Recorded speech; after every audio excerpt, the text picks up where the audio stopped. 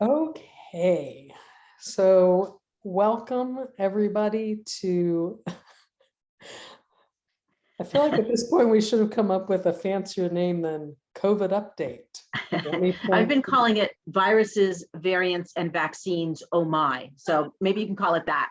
That sounds good. That sounds good too. New and improved, VVV. Oh my goodness, so much has changed. And so much hasn't. Both things are true. So we're gonna start with prayer, and I'm gonna set out some basic ground rules and introduce our friend and colleague. Yeah, and then we'll take it away. So let's pray. Gracious, loving God. Oh, what a time it's been, and what a time it still is. You have walked with us through very dark days and difficult days, through glimmers of hope and light, through changes that make our heads spin, and technical questions that we've never been trained with how to deal with. And you've been there through it all. We're so grateful for your presence each and every day. We're so grateful that you walk with us, especially in challenging times. And we're grateful for this church that can always be more connectional, but has shown its connection well. We're grateful for colleagues who share their expertise with such generosity and selflessness. And we're grateful for the opportunity to gather across the country for this conversation. I pray that you are with each and every one of us, each and every one of our mid-councils, our agencies, each of our congregations, each of our sessions and pastors, as we all weigh risk and benefit, as we all listen to science, but also hold on to our theology, as we struggle with how you are calling us to be church, to be the body of Christ, to love you with all of who we are, and to love our neighbors as ourselves. As we balance all of these things, give us your wisdom, give us your discernment. Let your Spirit guide us. And that is where we will place our hope, that you guide us. Keep our eyes and our hearts, ourselves focused on you, and help us guide your people well. We ask in Jesus' name. Amen. Oh, so for those of you who haven't been on one of these updates, usually I do a hard mute, but everyone has muted themselves. We've learned. That's awesome. So I will not do a mute all, but I will ask you to keep yourself muted unless you are asking a question.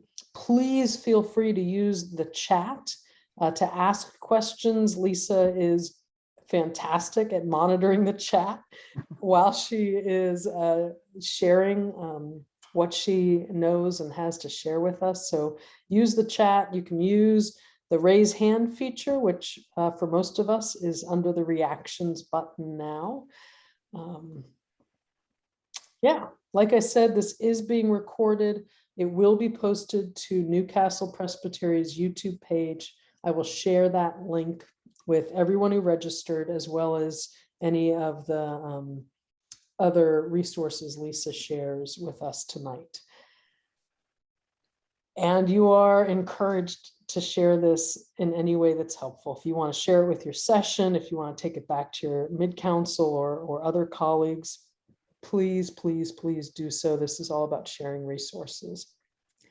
And we're so grateful to have such an amazing resource. Lisa, I'll be president of a fan club, but I think people would fight me for that. But truly, I truly am grateful for your generous spirit and your willingness to share your professional experience with the church in these ways. So thank you again. Of course. For agreeing to another Zoom. Yeah, yeah. So our friend who has named herself Little Dark Storm Cloud. Actually, I'm calling myself the accidental presbyter right now. That works too. That works too. Here we are. Go ahead. Okay. So thank you for having me again. I'm not sure if everybody has seen one of these before, so I'm not going to start at the very beginning the way I usually do. I'm going to hit some highlights about why this pandemic is a little bit different, and then I'm going to sort of try and update where we are, because I know, Cindy, you're absolutely right. This has changed literally day by day over the last couple of weeks, not only in the United States, but globally. FDA is in a different place. We've got vaccines in different places, and it's, I will say, it's an exciting time to be an immunologist. It's an exciting time to be a presbyter as well, but there is a lot going on, and all of these changes create questions when you're talking about church and churches that are in discernment about to go back or not to go back, and how to do that. So I'll remind you that COVID-19 as a respiratory virus is highly, highly infectious, 3 times more infectious than other respiratory viruses. We've learned as we've gone over the last 15 months of really understanding this virus that it is aerosolized and inhaled. There's very little transmission by touch. And that becomes important when we talk about going back to church. The maximum exposure time for this virus, because it is so infectious, is only 15 minutes. And it is still true that while all ages can be infected, the young tend to carry 25 times more virus than a hospitalized adult. So the children and young adults are significant community spread vectors. 40% of those who are infected are asymptomatic. You don't know whether they're carrying the virus or not. That's higher for children. For those who are infected and will go on to get symptoms, they can be asymptomatic for up to 8 days before the symptoms emerge. And so actually, Cindy, you brought this up in one of our previous Zooms. That could be 2 consecutive Sundays, you know, as you think about a church setting. So this is a highly, highly infectious virus. It is, I think you also have to think about exposure as multiplicative. So if you've met with 10 people during the day, and they've each met with 10 people, you've potentially been exposed to 100 people. And that's, your bubble is much, much bigger than you think it is. Right now, the World Health reports that there are 154 million confirmed cases of COVID globally, with more than 3.2 million reported deaths. That is likely hugely underreported when you look at the current cases in India. In the United States, we have more than 33 million confirmed cases and more than 591,000 deaths. That is approaching more than all of the US deaths from World War II, Vietnam, Korea, and all of our wars in the Middle East combined. We have the highest per capita in the world, accounting for 20% of all global deaths, 26% of all global infections. We have 5% of the world's population. Now that will be eclipsed by places like India and some other places as well, but that's where we stand. We have not had this under control. Nationally, we're still seeing about 16,000 new cases a day. Right now, infections are rising in 15 states and they're plateauing in 18 other states, so it's not clear where they're going. The native virus produced very low natural immune responses, and that's why the vaccines are so important. I think the other thing to remember is that while this is a highly, highly infectious virus, it is not a highly fatal virus. It's only got a 1% fatality rate on average. That depends on age group as well, but epidemiologically, it's a 1% fatality rate. That's about 10 times more than the flu. The flu is about 0.1%, but it's about 5 times less than something like Ebola or Zika, or even the other coronaviruses, SARS and MERS. the problem isn't fatality, the problem is morbidity. The problem is the long-term consequences of having this vaccine. And again, we are just now understanding how long the long haulers have been going. So for every one fatality, there are 19 hospitalizations. For every one fatality, there are 18 permanent or long-standing cardiac issues, everything from blood pressure to heart attacks. For every one fatality, there are 10 permanent lung scarring, reduction of lung capacity. There are 3 permanent kidney damage. There's 2 permanent cognitive decline.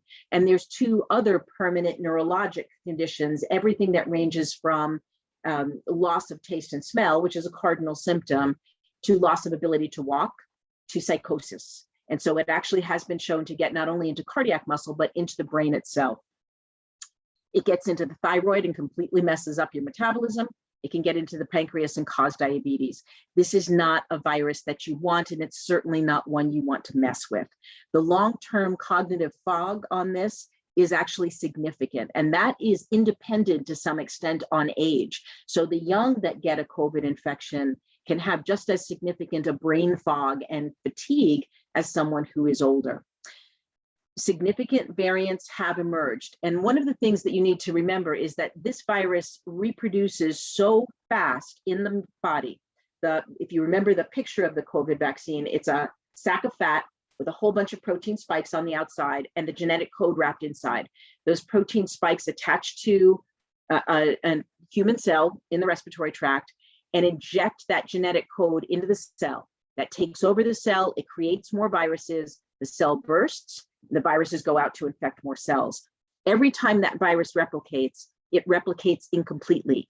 So it is literally evolving minute by minute. And I do mean literally evolving minute by minute. Most of those mutations are incomplete. Right now, we've got more than 4,000 variants identified. Most of those are way less infectious and will just die out. But those that have proven to be more infectious than the native virus are the ones that are now predominantly circulating throughout the United States and the world. So you've heard some what are called variants of concern.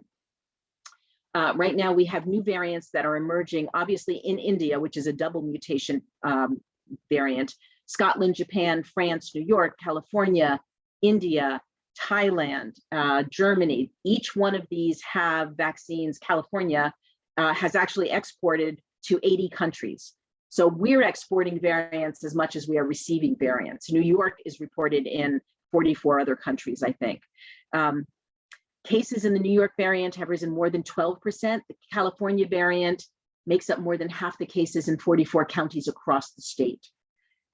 The variants of concern that we know most about are the UK variant.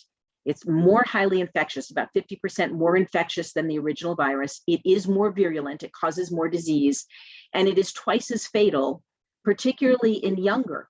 So it's actually in the 35 to 50 age, and maybe even a little younger than that. It does appear to be covered by the current mRNA vaccines, a little less so than the J&J vaccine. The UK variant is now the predominant variant circulating in all 50 states in the United States. It's also in 125 countries. It is dominant in places where you might expect it to be, New York, California, and Florida. Scientists are also beginning to understand that that variant in particular actually causes a longer infection cycle. So people who have that variant are infectious for a longer period than 14 days with the original virus. The South African variants, there are 2 of them. They're also more infectious. One of them is very well covered by the current vaccines. The other one has mutated a critical part of the protein spike that makes it a little less covered by the mRNA vaccines. Both of those are more infectious. Both of those cause more disease. They're slightly more fatal than the native vaccine or virus, but not quite as much as the UK one. Currently, the predominant South African variant is in 45 states and 75 countries. So these are rapidly expanding. The Brazilian variant is more highly infectious, more highly virulent. It's not completely clear that vaccines will cover it, but it appears that they do. It's in 35 states and 41 countries and spreading quickly. And so these are the ones that we're looking most at. We are looking at, the epidemiologic and immunologic community, I still say we, are looking at every variant. Moderna and Pfizer have already created booster vaccines that cover the variants at a higher level, and they will continue to do so as other variants emerge. The one thing I will say, and we'll talk about this a little bit later, the vaccination rate even in the United States, as vaccinated as we are, is going way more slowly than we would like. And so that means that variants are gaining hold in a way that we had not wished to have them gain hold. And so other variants will emerge because the infections are still progressing. And that means the mutations are still progressing as well. So the vaccination and the variant dance is quite real, actually. Coronaviruses still mutate much more slowly than a flu virus. And so it's not quite as bad as it had been with flu. It's not as bad as it could be. That said, we are likely facing, and I've said this before too, we are likely facing an annual coronavirus booster. They're now talking about companies creating a pill as opposed to a shot, or potentially a patch. So there may be other ways that boosters can be administered. Not proven yet, and certainly not approved yet. Let me jump in real fast. Yeah. So just in case people are thinking, I don't need to know all of this. I need to know if my choir can sing and about air filtration stuff. The reason you need to know all of this is because it goes into these decisions. Yeah. So if you are in a small congregation and you know there are 30 people who are regular attenders in your congregation, and you know all 30 have been vaccinated, and you feel like that's good. We can get together. We don't need to wear masks. We can sing our hearts out. Knowing this information means thinking about the fact that those 30 people are in contact with ever expanding circles, including children and grandchildren who may not be able to be vaccinated. And as Lisa said, carry more infectious particles and may show no symptoms. So we're not just talking about enclosed communities. Each one of our churches is not under a sealed biodome. We are people who interact across huge communal lines. And that's why knowing this information about variations and vaccines and infectious load, none of these things I could have talked about 15 months ago. But that's why it's important for us to know these facts and be able to share them. Yeah, it's a good point. I've got churches, little tiny churches in Indiana and on the eastern edge of Ohio out toward Appalachia and into Kentucky. And every single one of them says, well, we're all vaccinated and we're good. We're just a bubble. And the answer is, do you go to the grocery store? Well, yes. Then you're not the bubble you think you are. Do you go get gas? Well, yes. Then you're not the bubble you think you are. Do you go to the doctor's office occasionally? Of course, you're not the bubble you think you are. And I think, things are getting better. So we'll go there for a second. It is much, much better. We have learned so much more about the virus. We have learned so much more about the power of these vaccines. They are much more effective than we even knew when the first data came out and we said 95% effective. That's actually almost unheard of for vaccine development anyway. But now we're beginning to see that these vaccines are preventing a lot of transmission from fully vaccinated people. It doesn't mean you can't catch it from someone who's unvaccinated, and we'll go there in a minute, but you're not shedding as much virus as we originally thought. And so there are some things that you'll see, even CDC is beginning to loosen up, which is really, really good. Here's the other thing though. The vaccines that we have that are approved right now in the United States, Pfizer is for age 16 and up, Moderna and J&J are for age 18 and up. Pfizer has submitted data now to FDA, which they will likely approve next week for 12 and up. And Pfizer has also announced that they're going to ask for emergency authorization. I think it's for age 4 or 6. I don't remember what they said, but for younger. The faster we can do that, the closer we will get to what's called herd immunity. And we'll talk about that in a minute, because people younger than 21 are 1/4 of the population in the United States. People less than 16 are 20%. When we couldn't get those vaccinated, there was really no way to get to herd immunity, particularly with those adults. It's still 30% who say they will not take the vaccine or cannot get it for a medical reason. So getting vaccines into children isn't only critical to get them back to school, it's critical for society and for really getting underneath this pandemic and sort of taking it to the next place. So those vaccines coming are huge in the sort of overall fight for this. Right now, 41% of the US population has received both doses, if it's a 2-dose or at least the one J&J shot, and 56% have received at least 1 dose of a 2-dose regimen. That's good. That's really good. It's not good enough, but it's good. Because of the variants that are emerging, CDC redefined herd immunity. Herd immunity is actually an epidemiologic term. It's sort of one that the media came up with, but it works. Originally, it was said 70% of the population vaccinated will get us to herd immunity and we'll start to lift restrictions. With the variants emerging, and there is some breakthrough in variants, it's extremely low, but there is some. Now they're saying herd immunity is probably 80% of the population.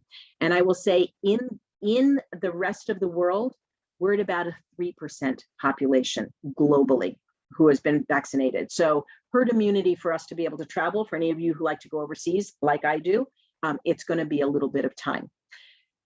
The vaccines themselves, I'm going to dispel a few myths. Obviously, Moderna and Pfizer have been around for a while. I don't know how many of you are fully vaccinated with both of those. Some people get symptoms. My daughter got a few symptoms. I had nothing. I mean, it doesn't mean that it doesn't work.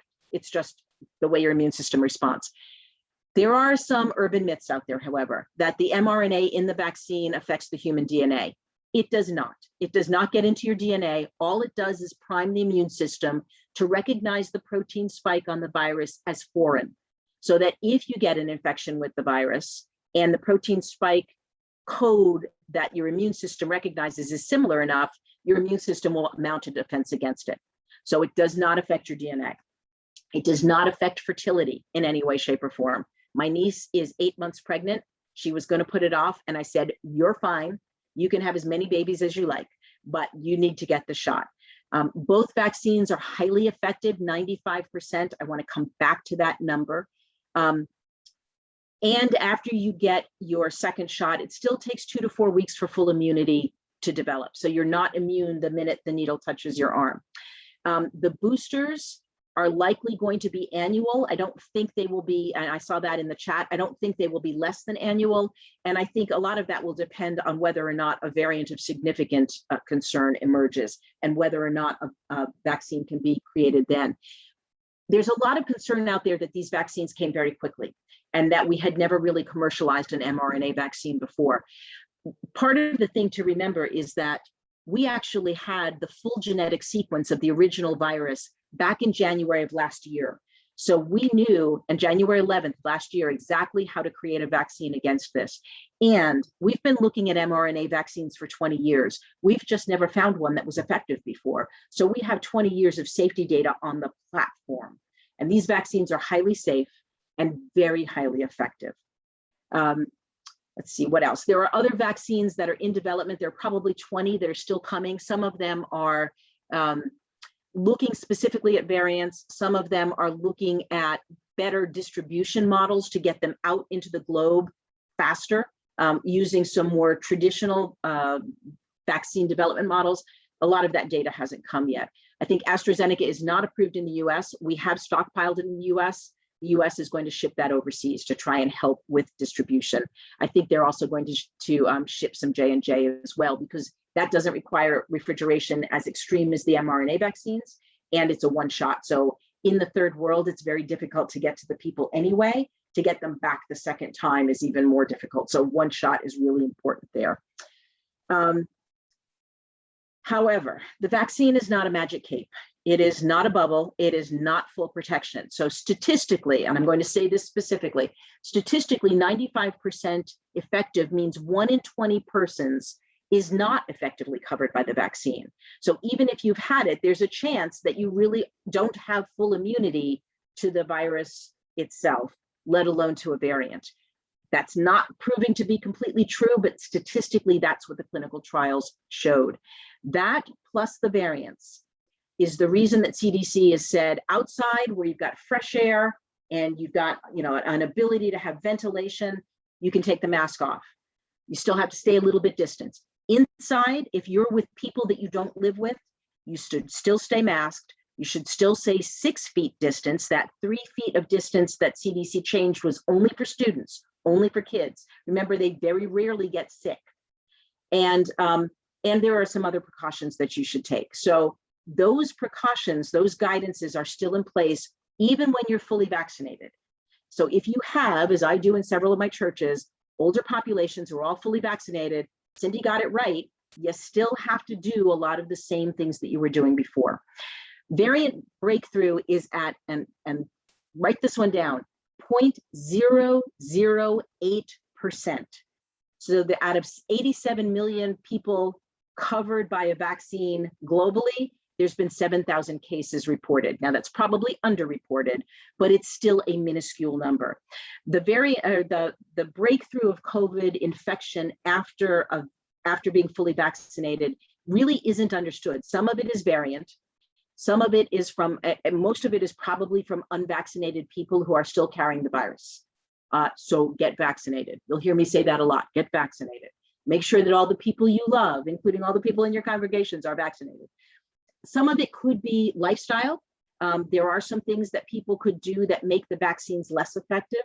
Some of it could be an underlying medical condition that just wasn't known, and we really haven't figured that out yet. So there are a lot of reasons this could happen, but it is really, really, really low. What else?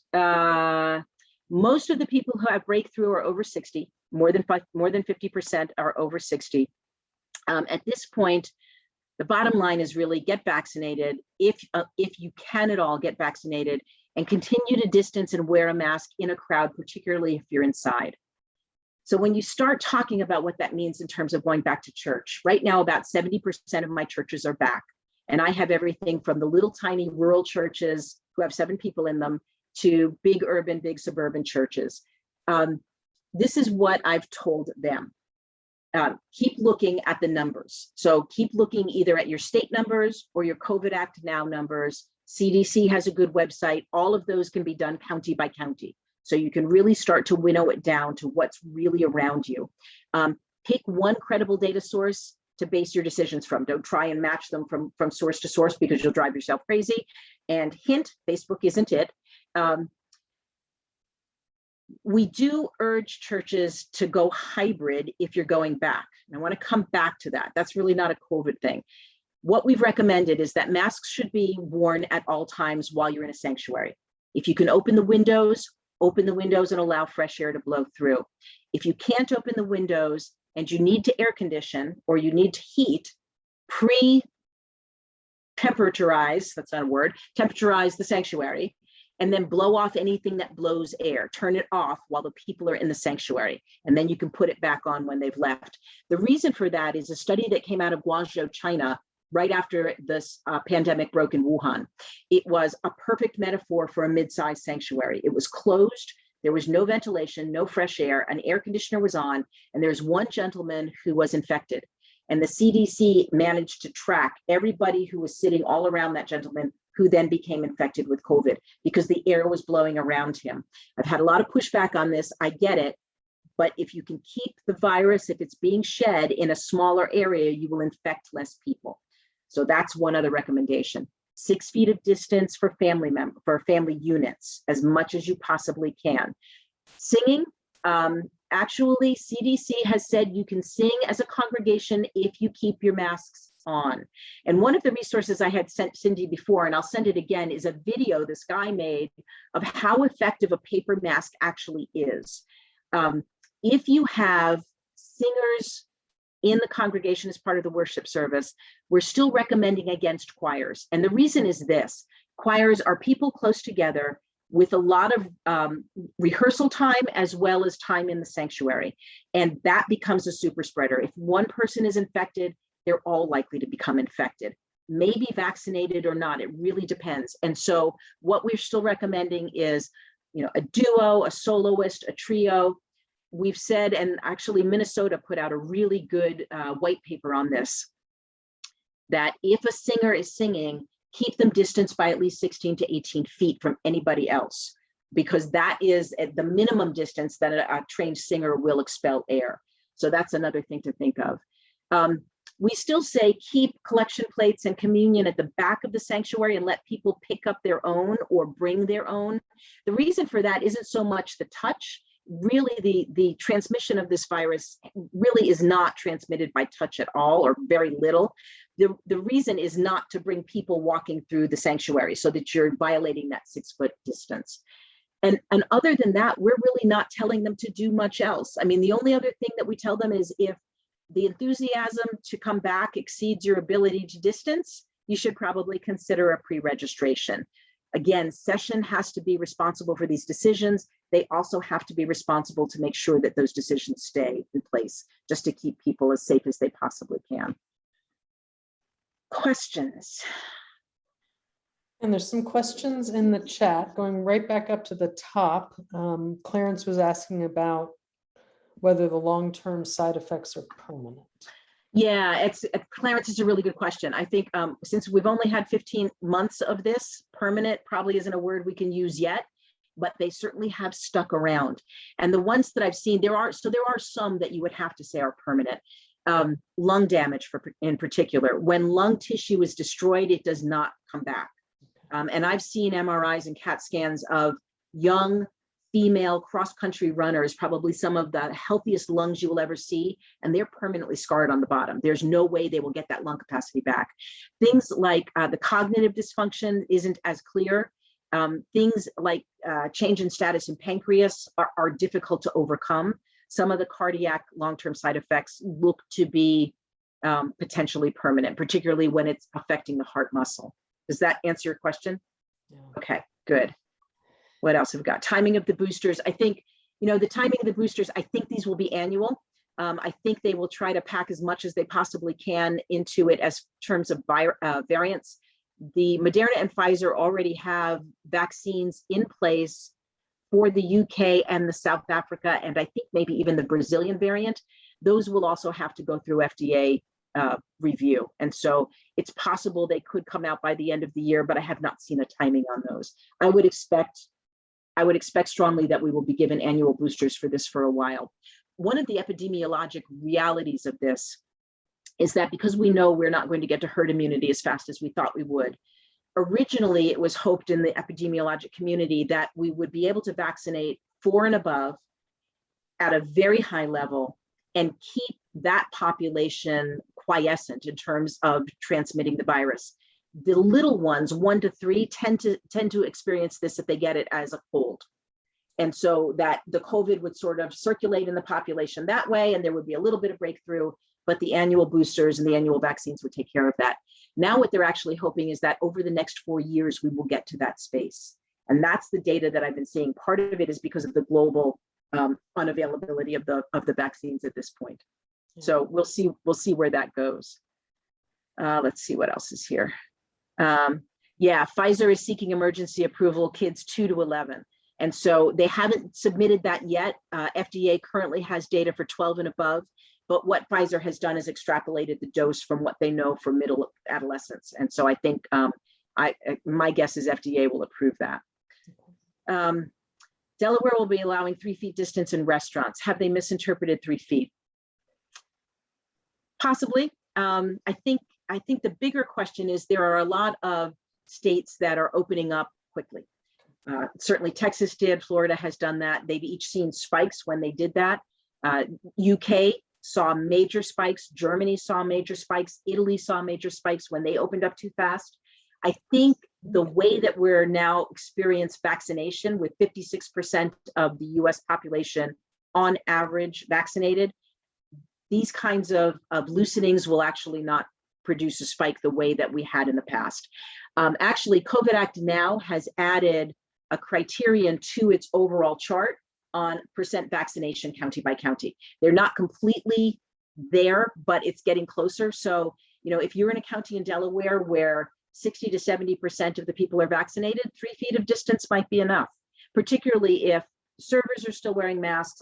The one restaurant I've been to in the last 15 months actually had plexiglass sliders in between each of the tables, which I thought that's pretty cool. Actually, that was pretty neat.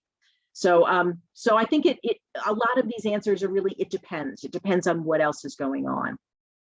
Yeah, Cindy put up the COVID Act now, so thank you. Singing with masks presumes, yeah, 12 to 16% for Minnesota was really for trained singers. And it was, I read that as maskless. And I've said this before, we're Presbyterian, so nobody sits in the front row anyway. You're usually more than 16 feet away. But personally, Lisa would say, sing with masks no matter what. There are special masks that have been created for singers that gives them more air volume, so they're not sucking in the mask. And I would say, honestly, in a closed sanctuary where you can't open the windows or you're not outdoors worshiping, I would still say 6 feet. And I think that's probably good enough. We've also said, maybe you don't sing all 6 verses of every hymn. Maybe you just truncate that a little bit. I'm going to get back to the hybrid worship. I saw that one. If the risk of transmission by touch is low, do you have to sanitize all surfaces? Originally, and this was 15 months ago, the tests that we had said the virus lasted about 4 days on an impermeable surface, like a doorknob or a light switch or the back of a pew, and 1 to 2 days on a permeable surface, like a hymnal. The risk of transition now has been shown to be so low, I wouldn't sanitize a whole lot of things. I would clean as you normally clean. If there are high touch areas, a lot of doorknobs, a lot of light switches, or you're using something that's metal constantly, I would just clean that. But I think at this point, the things that have been discussed in other places, foggers and things like that, I wouldn't waste my money on those, honestly. I think we're in pretty good shape on that kind of thing. But I would clean as you normally clean. Judicatory meetings. Oh, that's a fun one. Yeah, my presbytery is in 3 states too. I write a love note every week. Cindy and a lot of my mid-council colleagues get them too. And so I basically say, and in Ohio, our governor has really done us a favor, because early on, they created a 7-factor independent scientific medical utilization color-coded system, county by county. So we knew exactly where each county was, and we could make decisions on that. And early on, we did it on the basis of the color coding. So if it was purple or red, you were closed. If it was orange or yellow, you started to edge toward open. And what we had our churches do independently, because this is session by session, to create a rubric of decision trees as to what needed to be true to move from completely virtual to partly open to fully open. And they're still using that. And I can send an example of that to Cindy for her to pass on. So you really have to look at it literally almost county by county. For those 2 states that I have that are not under Ohio, we use the covidactnow.org, because that's also, it's 5 different independent scientific medical utilization. Now they have vaccination rates as well. So it takes the emotion out of it and says, here's the science. Here's the best way to make this decision. And then you go through all of those things that we just talked about. Do we require masks? What do you do if someone shows up without one? Do you have one to give them, or do you send them away? Not an easy decision. How many people can we fit in our sanctuary if we put aside pods of 6 feet distance? What do we do with singing? How do we do that? And so every session, every context is different. That's why those decisions are so different. And, I don't, go ahead. Just add to that, for our context, and I think it'd be true for you as well, Shannon, Philadelphia is not in Newcastle Presbytery, but it's right here. So even though it's not technically in our bounds, it impacts especially Northern Delaware, and same thing with New Jersey. It's not part of our judicatory, but the infection rate in Philadelphia directly impacts the infection rate in Delaware and Baltimore into Maryland, and so it's wider than just our particular counties of jurisdiction. Yeah, it's a really, really good point. We say the same thing. We have so much traffic across the river between Cincinnati and Kentucky for commuting that we've given Hamilton County, Ohio, Cincinnati data to our northern Kentucky counties and said, use that. So if that's worse, that's actually the one you want to sort of benchmark off of. So Shannon, did that answer your question? That's a nasty question. I empathize. Yeah, I'm good. It's Okay. challenging in multiple states. Yeah, it is more challenging in multiple states. And Cindy makes a good point about what's around you too and where the cities are. I think the other thing that even COVID Act now sort of falls victim to, because one of the measures is ICU bed utilization or availability. And if you're in a rural county with only 2 ICU beds, you can top that out really fast and turn red, but the infection rate can still be low. But if you're in an urban setting like Cincinnati, where we have a gazillion of them, it's really hard to hit red on ICU bed utilization. You're going to hit it on infection rate. And so you've got to look at those measures almost independently to figure it out. But they're clear, and I think they're easy to use. Time limit on worship. That's a really good question. Originally, when some of my churches went back late last year, they would do a half hour. And there are multiple reasons to do that. And it actually feeds into the hybrid question a little bit as well. Remember, 15 minutes is the maximum time to exposure. So even if you've cut your normal hour worship service down to 30 minutes, you're still got twice that exposure level. And exposure, the reason that you get infected is due to the time you've been exposed, but also the amount of virus to which you've been exposed. And so, again, session by session, depending on what your congregants will bear. A lot of my churches are down to at least 45 minutes. We may be training people differently at this point on how to worship, but I don't impose a time limit, but it is something to consider in terms of how you set it up. Paul, yeah, in a high tourism area, county data isn't current. If you're in Orlando, Florida, you've got people coming in from all over the place. But the county data, if they're diagnosed there, or they see the hospital there, it is counted. But it is a really, really good point. San Francisco, New York is pretty much shut down. So is San Francisco for a while, but New York is about to open itself back up to tourism. And so it will be really interesting to see how that plays out. It has been verified that vaccinated people can be carriers, but they carry at a much lower rate than we originally believed. And so part of that is where CDC has now come and said, if you're vaccinated and you're exposed, you don't need to quarantine, because chances of you catching it are low. Chances of you having significant symptoms or requiring hospitalization are extremely low. That's where that 95% number really comes from. And in addition, the chances of you carrying the virus and shedding it are much lower the more we study it. You can be, but it's actually at a much lower rate than was originally thought. Yeah, Delaware is allowing 3 feet everywhere. My suspicion is that states that have a decent vaccination rate will also start that pretty soon. The role that we as church leaders can play in addressing vaccine hesitancy. That's a great question. I have, probably like all of you, any continuum you want to name pegged on both ends: political, theological, mission, vaccine. I got them all. I think there's always this is what Jesus would want you to do, to love your fellow man. And that's been out there as well. I don't know that plays particularly well for someone who is hesitant on the vaccine because of political reasons. And there is that cadre. For those who are hesitant on the basis of science, I don't believe that it's a real authorization by FDA. I think there are some scientific facts that you can bring back, whether that works or not. That's up to the individual, I guess. But certainly the emergency use authorization is a commonly used FDA way to look at data for things that are emergent, like a pandemic. FDA will at some point take the emergency use authorization and make it into a full authorization.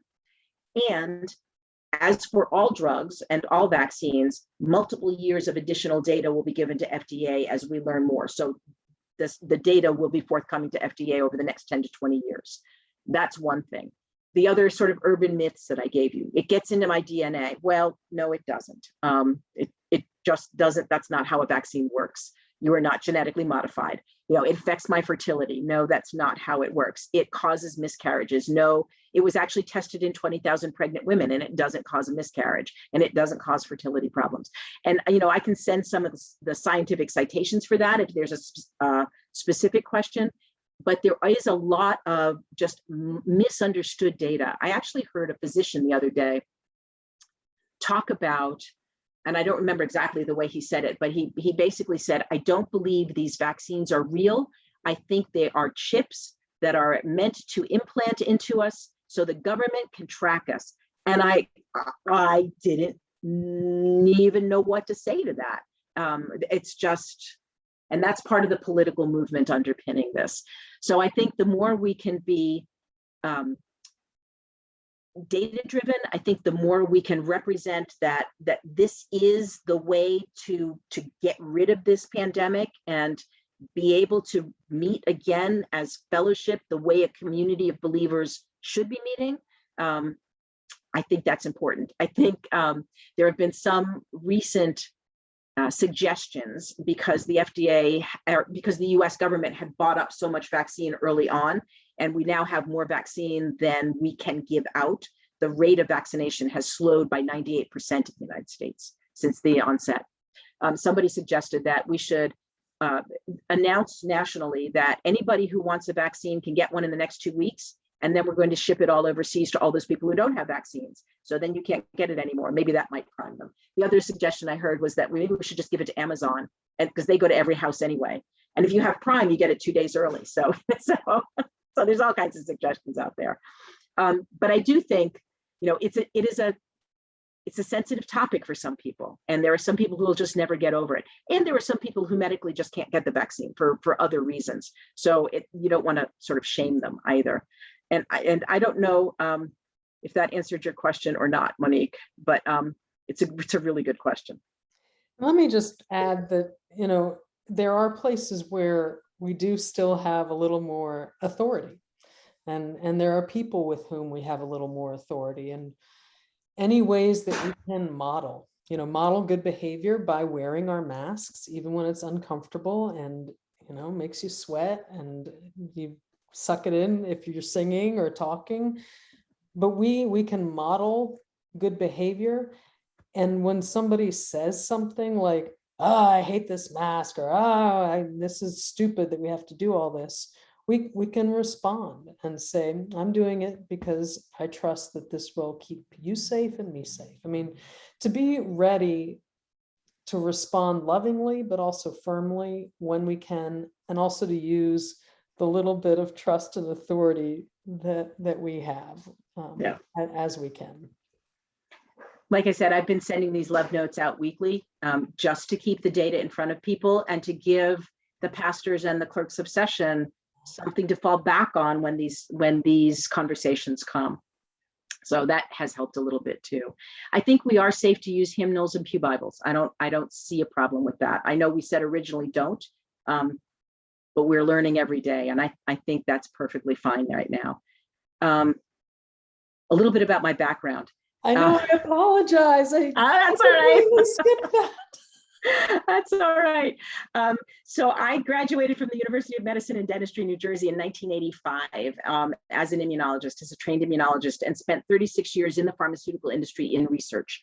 A couple of years were spent at Merck Sharp and Dohme. I'm a New Jersey, New York City girl. So that's where the pharma corridor has been since forever. And spent it in the immunology research group running a machine that's called a flow cytometer. I'll send Cindy the pictures and you can send them around. Back in 1982, when I did this, it looks like Star Wars. It's 2 5-watt lasers with a tiny micron nozzle that sends cells through one at a time. And we can tag the cells with specific dyes that fluoresce when they pass through a laser beam that's set to a specific frequency, so I can count them. And I can count them not just based on what kind of cells they are, I can count them based on what those cells do. And we can actually sort them and separate them. So it was awesome and I loved it. However, I'm way too social a person to spend the rest of my life in a little dark lab all by myself. And it was such a sensitive machine that I was in a little dark lab all by myself. So I very quickly moved into human studies. I moved into clinical pharmacology studies, first dose to man kinds of studies in Merck. And then in 1989, I moved out here to Cincinnati and joined Procter & Gamble's fledgling healthcare group at the time and became the clinical director for all of their products, and then moved in to take over the regulatory group. So the interaction with FDA and other boards of health, defending data and talking about getting approvals. And I'm responsible for, here's where I'll pat myself on the back a little bit, still the single biggest project that Procter & Gamble in 185 years has ever done. We beat every record except one. And the only record we didn't beat was the number of trucks it took to ship our product, because IAMS has 40-pound bags and we had little tiny boxes. It's the only record we didn't break. And then I retired from P&G in 2015. I moved into a small clinical research organization, MedPace, here in Cincinnati, for 3 years to help them build out a regulatory group. And then in 2019, I became the acting presbyter, and then the interim presbyter, and then a transitional presbyter. And I think I've now been through all of the titles. So I got called to the job in November of last year. So that's my background. And that's why I call myself the accidental presbyter. So anyway, coronavirus is here to stay. The World Health has declared coronavirus to be an endemic virus, which means it will never go away. We will be facing coronavirus forever. It will have variants. It will cause spikes in various places. And it may be that we have at some point get to either a pill or a vaccine that takes care of it and eradicates it, like we did with smallpox, or the way that, a single dose like the mumps vaccine, it's all you need. But it's unlikely. And so one of the things that I've told sessions routinely is this is not a one or done decision.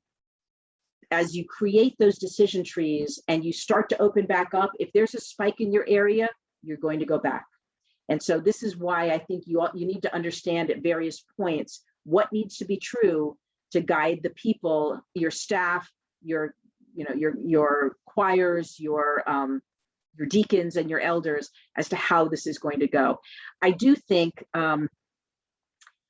we will get to a place where the spikes will be more controlled in the United States than they will be overseas. So the issue then becomes, and this is true of many of our diseases, Zika, Ebola, everything else, when someone has traveled overseas and brought it back, and what does that do? Hopefully we will continue to keep up with vaccines and variants, and that will keep it at that low epidemiologic level. That's the hope. Yeah, so we talked about masks would be warranted until a certain daily case number below, it's actually below 100,000. And so different states have put out different numbers.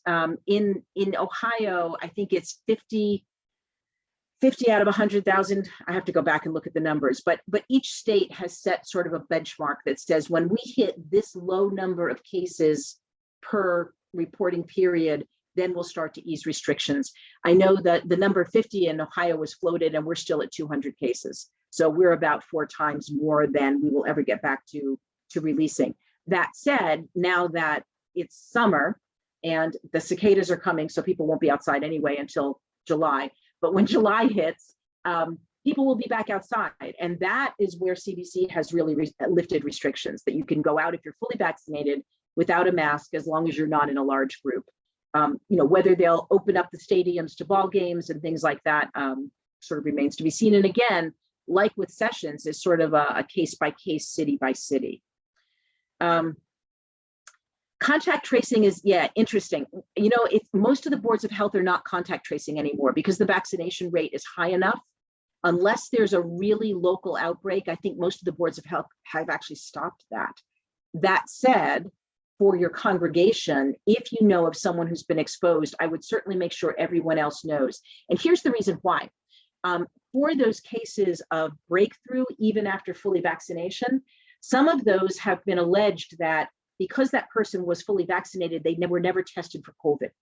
And so because there are some cases of breakthrough, if there's been an exposure, even those people who are vaccinated should know. And they should actually insist on a COVID test if they get anything that looks like a symptom, because you really want to know. And if you catch it early enough, there are some things that can be done to keep it at a low level. The vaccine should keep the response low. You should not get as seriously ill. You shouldn't need to go to a hospital. But clearly for some breakthrough cases, that's not the case. And so just for your own population, I would still make it known generally who's there, if you could possibly do that. I know people don't like to fill out the "Here I am" cards, but yeah, it's probably not a bad thing to do. At-home pastoral visits. If the CDC has said small gatherings of everyone who is fully vaccinated indoors without masks is fine. They've also said that really should be family units. And so if you are visiting someone that you've never visited before and you don't know the context, I would probably still wear a mask. If that person is fully vaccinated and anybody else in that household who lives there is fully vaccinated and I'm fully vaccinated, I might be more comfortable taking it off. I would probably still keep 6 feet distant though, just as a precaution. And maybe I'm just being crazy, but I do think that that's something to keep in mind. I would want to know where that household context is, not just the person that you're visiting. If it's a nursing home, at least in Ohio, people who work in nursing homes who are fully vaccinated no longer need to be COVID tested. And so they may have different regulations within that place, and you would want to know what their regulations are as well. Let's see, what else? Yeah, Washington is allowing larger number of vaccinated people in an area. I think you're going to start to see that. That's true in Cincinnati as well. They're starting to open up the stadium again. And I'll tell you personally, I will go to a restaurant if I know the person that I'm going with is vaccinated and I know the restaurant is keeping a good distance and keeping good protocols. I've only actually been to one recently, but I am now starting to go back and see pastors one-on-one. And I know most of my pastors are fully vaccinated. I'm not sure I would be comfortable going to a big stadium. I'm not going to the symphony, even though they're doing ridiculously distanced indoors and our music hall is gorgeous, but I'm just not ready to do that yet. I have gone back to in-person worship for churches that are open, but I keep very, very distant. And the other thing that we've recommended is, and this one's tough, if you do a coffee hour, fellowship hour, my big church downtown, that's a destination church, that's how that congregation comes together. And we've recommended against that. That's too many masks off, too many people who forget the 6 feet distance. And it's really not fellowship anyway. So we've recommended against that, or do it outside if you can, so that at least there's ventilation. I think that's all the questions on chat. Did I miss any? Nope, that's it. And I want to make Okay. sure we have time for hybrid worship. There were 2 questions that were emailed that I don't think you've touched on yet. I did on one because it was about variant breakthrough. Let me pull up your emails really fast. And I do want to talk about hybrid worship too. So this is, the other question was about how quickly so many states are releasing restrictions and what that means for estimating risks. And it's really true, because not everybody's vaccinated. Certainly children aren't vaccinated yet. And it really goes back to a lot of what we've been saying. If you're in a group where you don't know, then protect yourself. Make sure that you stay, even if you're fully vaccinated, there's just no reason to risk it at this point. I think some states are opening up more quickly than CDC would like. But I also think what we're learning, like I said, about the vaccines is that they're way more effective at preventing transmission than we knew. And so, maybe the rapid pace of opening isn't so far off right now. We'll see, honestly. I mean, and I hate to say it that way, but if a variant breaks through and we get another spike, we're going to go right back to where we were. And so we'll shut it all back down, because we have learned. So here's another fun fact. In a normal flu year, we get about 60,000 people who are hospitalized for the flu, just on average. This year, the last count I saw was 115. If you think masks don't work, masks work. Mm-hmm. Now, it could be that we didn't have a flu season. It could be that COVID produced enough native antibodies that took care of the flu.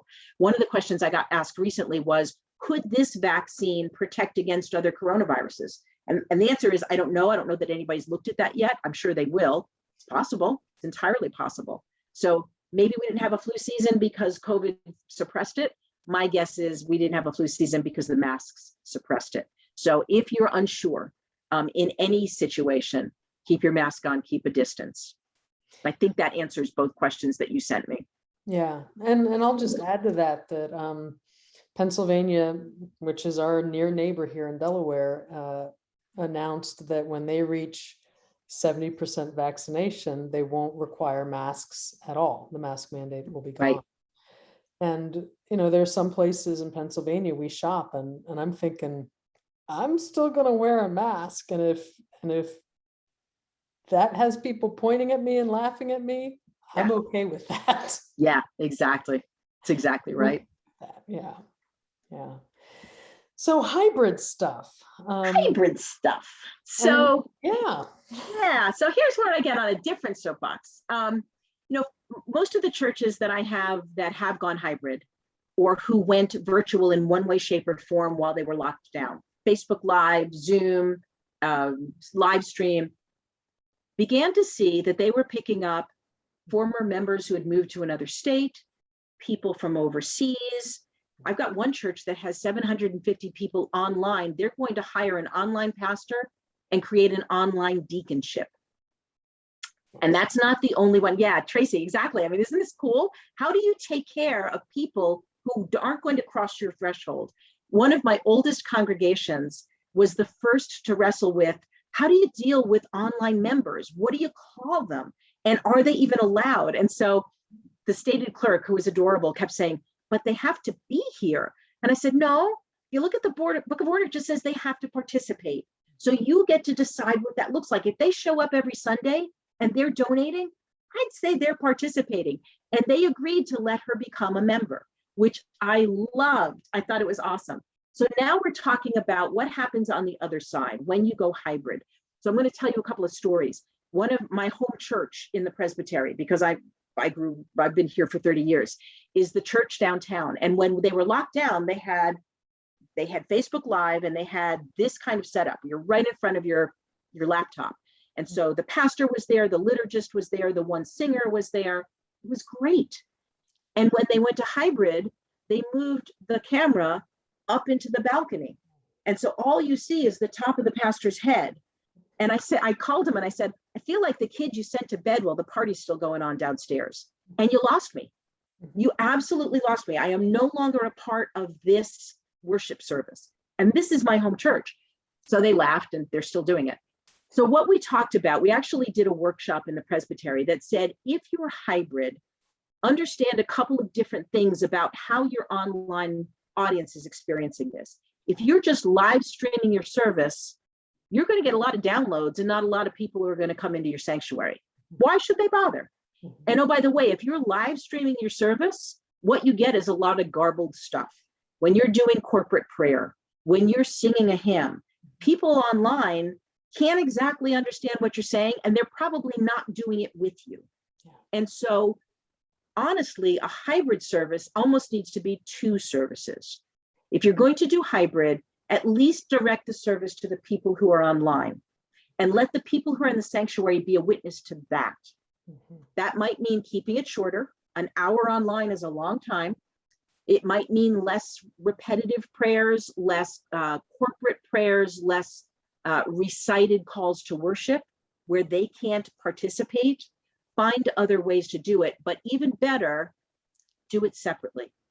You can do the same sermon, you can do an abbreviated sermon, you can do it and post it on YouTube, post it on Facebook, and leave the Sunday sanctuary experience for the people in sanctuary and leave the hybrid experience for the people who are hybrid. And then, oh, by the way, for those of you churches who are saying, I only wish we had more young families, here's your chance. What about getting 6 young families together in one of their living rooms and maybe providing a deacon who can babysit and let them do it together as a church, house church? Because it's, as a single mom, it's not always easy to get your little kid to Sunday. She's 28 now, so I get her to church for different reasons. But when she was little, that was hard. So maybe there's another way to bring people into your worship experience than try to get them in on Sunday. And maybe then when you do something special and you're back together, they're going to want to naturally come. So the advice that we're giving people is keep it hybrid, keep those people who aren't going to darken your doorstep engaged, let them hear the word of Christ, let them be a part of it, but find a way to include them for who they are, not who you used to be, 2 years ago. So that's my soapbox. How's that? That's great. And just the opportunity to think more broadly about who we are as church, that a lot of people have said this, the church didn't close, we left the building. Right. And we have an opportunity to stay out of the building in some really creative ways if we're open to experimenting that way. Absolutely. I had a church in Boston. The pastor called me and said, we've got somebody in Georgia who wants to join the church. What am I supposed to do? I was like, I don't see a problem with Do it. no, hey, spirit is moving in Georgia just as much as it's moving anywhere else. Exactly. Your session decides how to receive someone into membership. Go for it. Do you Right. want an elder who only worships online? That's okay. That to be part of that discernment and ministry and only come online. And the other thing that I've heard from people who weren't able to physically come to church because of physical access issues, because of health issues, who were blocked, not because they didn't have the desire, but because they physically couldn't do it. Suddenly, right, they could join the church and worship again. And they could be part of a community that they had wanted to be a part of, but physically they weren't able to, and we didn't make an allowance. Now that we have, are we going to go back, or are we going to take that away? So it's been fantastic. And a pastor was telling the story about greeting somebody who's in a nursing home, and so physically, health-wise, cannot. No, right, you right. cannot come and be in a physical space with a bunch of people who aren't your family. But during the service, the pastor greeted her, said hello to her from the pulpit. She got to watch it online. Yeah. Over the moon. That's Over awesome. the moon. Yeah. That's awesome. Any other, let me just touch real fast on hybrid judicatory meetings, mid-council, presbytery, synod meetings. So here in Newcastle Presbytery, we are in the process of laying the groundwork, which those of you who are members of Newcastle will see all this with our May meeting, to have a September hybrid presbytery meeting. And we are going forward with the assumption, even though the state of Delaware is relaxing social distancing, we're moving forward with the assumption that we'll still use capacity restriction in the hosting church and social distancing restrictions, as well as masks for anyone who's inside. And so we know that the church that is planning to host can have up to 40 people with those capacity restrictions in the sanctuary. So we'll have sign up online. We will, this is all part of the proposal that the presbytery will vote on. So my language of we will is pending, let's all understand that. But encourage people who sign up to come in person to be fully vaccinated. Not require, but encourage. And then during the meeting, part of what we'll be voting on are the procedures for voting and participation. And so I will be purchasing equipment pending approval, so that we will be projecting what you all are looking at right now. We'll be projecting the Zoom screen. So anyone who's online will be able to be seen by those who are in the sanctuary. We'll have a camera that will focus on the moderator or whoever's speaking, so that those who are online can see the speaker just like this. And then for voting, we'll use the Zoom features for those who are online, and normal the aye, nay in person. So we're planning to do that, and trying to do it in a way so that the people online feel like they're in the room. They've got the video. Our moderator's on tonight. Nita, your face will be front and center. You will be spotlighted for everyone watching at home. But my intention is to continue that practice into the future, regardless of pandemic issues. Once everything is lifted someday, to continue to offer hybrid for those who may not be able to make the drive, for those who want to participate but can't give a whole day, are available for the meeting but not for the hours on either side for travel, all those things. So we're intending to make a permanent shift, or as permanent as anything is, to to a hybrid experience at the presbytery level. You know, we will probably do the same thing in August. The church that we had sort of planned it's a Saturday gathering. We do workshops in the afternoon. So the workshops we may have to figure out, but the church is big enough with enough infrastructure that we can do the same. And I think certainly for us, we have one meeting in the evening in November traditionally. I'm not going to make people drive at 9 o'clock on a November evening. So we'll probably always do that one by Zoom. It's effective, it's efficient, it's not as satisfying, but it does get the work done. So yeah, and we have these tools that we've been forced to learn how to use, right. But that doesn't mean we stop using them. Right. And the other thing I'll say is at this point for the September meeting, we're not planning on refreshments. They will have a tent outside, weather permitting, where people can get some water. The church so wants to provide hospitality. Yeah. So I've said you can give people a goodie bag to take home. But you know, to keep the limit on taking off our masks and being so excited to see one another. Yeah. And forgetting. You know, yeah. So any other questions for Lisa? All right. I think I've bored them to tears. Oh no. Oh no.